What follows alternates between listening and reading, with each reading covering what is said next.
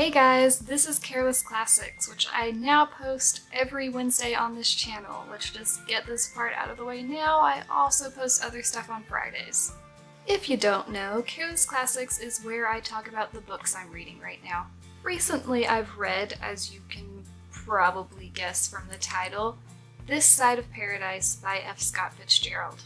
I think this is actually my first non-Gatsby F. Scott Fitzgerald novel. Tender as the Night is on my shelf, but I haven't gotten around to it yet. That might show up on this channel at some point. So the main character in this book is Amory Blaine, who is exactly as pretentious and annoying as the name Amory Blaine implies. So we see Amory from his childhood into his 20s, from leaving his rich mother to go to a fancy private school, from leaving said private school to go to Princeton, then going off to war, and then coming back and finding out he doesn't actually have any money anymore. As far as his physical description, I kind of imagined him as like the young Voldemort. Don't let that lead you to believe that I don't like this character or something. It's just a comparison to Voldemort. It's totally normal. He's not as bad as Voldemort. So Amory is an intelligent guy who's maybe a little lazy and is very concerned about what other people think of him. I mean, he just really wants everyone to think that he's remarkable. Essentially, the whole book is Amory just trying to figure life out and to reach self-realization. But in the end, he has to kind of fail at everything that he thinks will satisfy him in order to find out that he didn't really need those things to start with. You know, like he was very concerned about love and money and respect, and at the end of the day, none of that really mattered.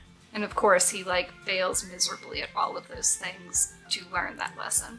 So essentially, the whole book is the process of him shedding all the annoying things about him and all of his self-absorption. I mean, he is a flawed character who is learning and failing and trying to get better. Except in the parts where he kind of gives up a little bit, but... And of course, there's some good Fitzgerald-y drama, like some doomed love, a gruesome car accident, there's this Monsignor father figure. That's all in there. Also, there were just some really beautiful lines that were worthy of my quote notebook. For instance, a quote you might have seen on some artsy Tumblrs. At 15, you had the radiance of early morning. At 20, you will begin to have the melancholy brilliance of the moon. Another one I liked. I don't want to repeat my innocence. I want the pleasure of losing it again. He found something that he wanted, had always wanted, and always would want. Not to be admired, as he had feared, not to be loved, as he had made himself believe, but to be necessary to people, to be indispensable. And I can't talk about lines without talking about the last line of this book, which personally I thought was pretty brilliant. At the end of the book, at the moment when Amory finally reaches the self-realization, he cries out, "I know myself, but that is all." That is such a good last line, right? So yeah, as usual, I really like this book and I highly recommend it, as I always seem to do. I like books, I don't know. Next week I will be talking about The Brothers Karamazov by Dostoevsky, which I'm really excited about because I've gotten super into Russian literature lately. Also, it's probably going to be riddled with mispronunciations, so check that out. Okay, bye!